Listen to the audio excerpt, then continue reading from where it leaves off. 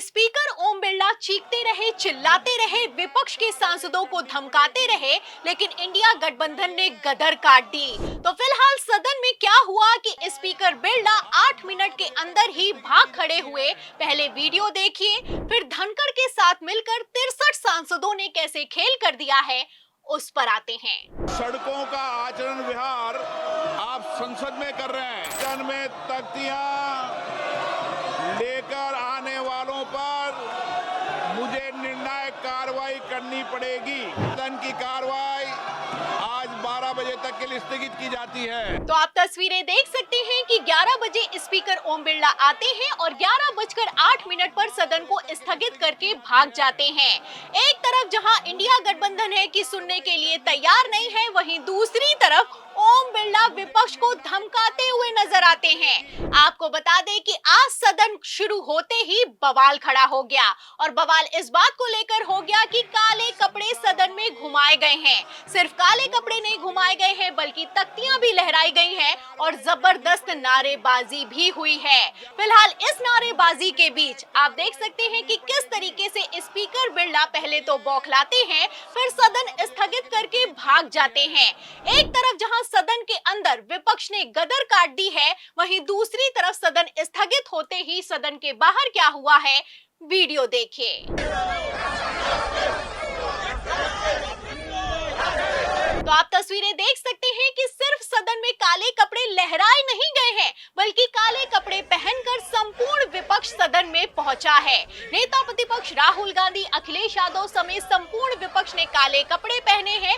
नारे लगाए जा रहे हैं कि वी वांट जस्टिस, डेमोक्रेसी को सेव करो। तो आप देख सकते हैं कि बिहार में वोटर लिस्ट वेरिफिकेशन को लेकर सदन में विपक्ष ने कमान संभाली है। ऑपरेशन सिंदूर को लेकर विपक्ष ने कमान संभाली है। जहां एक तरफ सत्ता पक्ष चर्चा करने के लिए तैयार नहीं है, वहीं दूसरी तरफ विपक्ष मानने के लिए तैयार नहीं है। 21 जुलाई से जब से मानसून का सत्र शुरू हुआ है, तब से लगातार सत्र को स्थगित किया जा रहा है। फिलहाल मैं आपको बता दूं, जहां एक तरफ सदन के अंदर हंगामा खड़ा हुआ है, वहीं दूसरी तरफ सदन के बाहर भी बवाल हो गया है।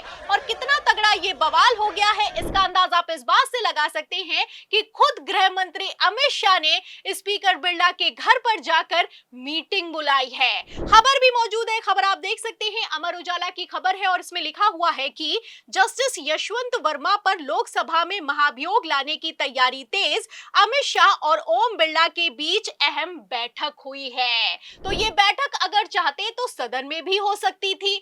आखिर क्यों सदन के बाहर इस बैठक को ऑर्गेनाइज किया गया है, मैं खबर का मेन पॉइंट आपको पढ़कर सुना भी देती हूँ। खबर आप देखिए, आज तक की देखिए, इसमें लिखा भी हुआ है कि लोकसभा में सत्ता पक्ष के 152 सांसदों ने जस्टिस वर्मा के खिलाफ लाए गए नोटिस पर साइन किए, जबकि राज्यसभा में विपक्ष की ओर से लाए गए प्रस्ताव को 50 से ज्यादा सांसदों का समर्थन हासिल हुआ है। तो मैं आपको बता दूं कि 21 जुलाई को जब मानसून सत्र शुरू हुआ, उसी दिन लोकसभा और राज्यसभा में जस्टिस वर्मा के कैश कांड के खिलाफ महाभियोग चलाने के लिए प्रस्ताव लाया गया।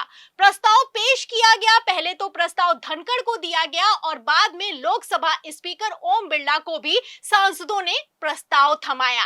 आपको बता दें, रूल ये कहता है कि जब भी किसी जज के खिलाफ महाभियोग चलाया जाता है और एक ही दिन दोनों सदनों में प्रस्ताव आता है, तो जिस सदन में पहले प्रस्ताव आता है, उस प्रस्ताव को कंसीडर कर लिया जाता है। तो यहाँ पर मैं आपको बता दूं कि धनखड़ ने बाजी मार दी। जगदीप धनखड़ ने तुरंत प्रस्ताव को स्वीकार कर लिया, वो भी उस प्रस्ताव को स्वीकार कर लिया जिस पर सिर्फ और सिर्फ विपक्षी सांसदों के हस्ताक्षर थे। आपको बता दें कि राज्यसभा में प्रस्ताव को पारित करने के लिए 50 सांसदों के हस्ताक्षर चाहिए होते हैं। इसमें 50 से ज्यादा सांसदों के हस्ताक्षर तो मौजूद थे, लेकिन सारे के सारे विपक्षी सांसद थे। इसको लेकर बवाल खड़ा हो गया और कितना तगड़ा ये बवाल खड़ा हो गया आप अच्छे से जानते हैं। आपको बता दें कि जैसे ही खबर निकलकर सामने आई कि धनखड़ ने भारतीय जनता पार्टी के खिलाफ जाकर विपक्ष के सांसदों के प्रस्ताव को स्वीकार कर लिया है और जस्टिस वर्मा पर महाभियोग चलाने की तैयारी कर ली है, तुरंत आनन फानन में रक्षा मंत्री के ऑफिस में मीटिंग बुलाई गई और मीटिंग के बाद क्या हुआ, सांसदों से कोरे कागज पर हस्ताक्षर करवाए गए।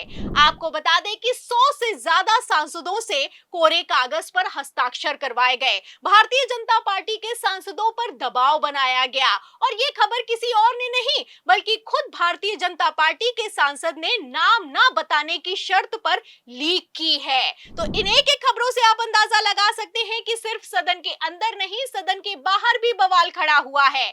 आपको बता दें कि यही प्रस्ताव एक्सेप्ट करना धनखड़ के इस्तीफे की वजह बन चुका है। आपको बता दें, नियम ये कहता है कि अगर राज्यसभा ने प्रस्ताव को एक्सेप्ट कर लिया तो राज्यसभा का सभापति कमेटी को गठित करेगा और जिस भी जस्टिस के खिलाफ महाभियोग चलाना है उस पर एक्शन लेगा। जाहिर सी बात है कि धनखड़ ये एक्शन लेना चाहते थे। धनखड़ ने लगातार बयान दिए, बयानों पर बयान दिए और यहां तक कह दिया कि जस्टिस वर्मा के घर अगर कैश बरामद हुआ है तो तत्काल प्रभाव से एफआईआर होनी चाहिए, एक्शन होना चाहिए, महाभियोग चलना चाहिए और तो और सुप्रीम कोर्ट को भी एक्शन लेना चाहिए। फिलहाल तब तो किसी तरह का एक्शन हुआ नहीं।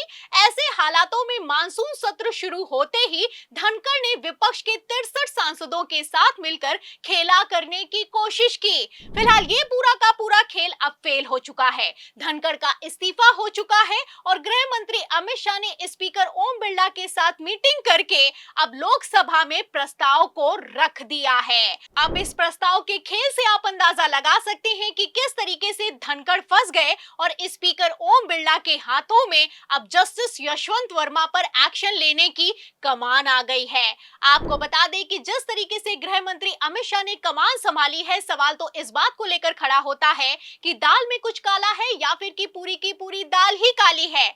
आपको बता दें, जहां एक तरफ सदन के अंदर से लेकर सदन के बाहर तक जस्टिस वर्मा को लेकर भारतीय जनता पार्टी की हालत खराब हो रही है, वहीं दूसरी तरफ सुप्रीम कोर्ट से भी बड़ी खबर निकलकर सामने आ रही है। सुप्रीम कोर्ट में सीजेआई गवई ने जस्टिस वर्मा के केस से खुद को अलग कर लिया है। जी हां, चौंकिए मत, खबर मौजूद है। खबर आप देखिए जनसत्ता की, इसमें लिखा हुआ है कि मैं इस मामले में सुनवाई नहीं कर सकता। जस्टिस वर्मा मामले में सीजेआई बीआर गवई ने खुद को अलग किया, सुनवाई के लिए तैयार हो गया है सुप्रीम कोर्ट। तो सुप्रीम कोर्ट में भी जस्टिस वर्मा के केस पर सुनवाई होगी लेकिन सीजेआई गवई सुनवाई नहीं करेंगे और सदन में भी महाभियोग का प्रस्ताव चलेगा लेकिन धनखड़ इस पर एक्शन नहीं लेंगे। फिलहाल जिस तरीके से चौतरफा खेल को फंसाया गया है, गृह मंत्री अमित शाह ने खुद एक्शन लिया है। ऐसे हालातों में आपको क्या लगता है, जस्टिस वर्मा के घर बरामद हुआ कैश आखिर किसका है और क्या इस कैश कांड को छुपाने के लिए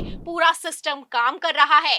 फिलहाल इस सवाल के जवाब में, इस पूरी रिपोर्ट पर, सदन के अंदर की कार्रवाई पर और सदन के बाहर चल रहे खेल पर जो भी आपकी राय है हमें कमेंट बॉक्स में जरूर लिखें। वीडियो को ज्यादा से ज्यादा शेयर करें, हमारे चैनल को लाइक करें, सब्सक्राइब करें, ज्वाइन करें। फिर मिलते हैं अगली खबर के साथ, तब तक के लिए धन्यवाद।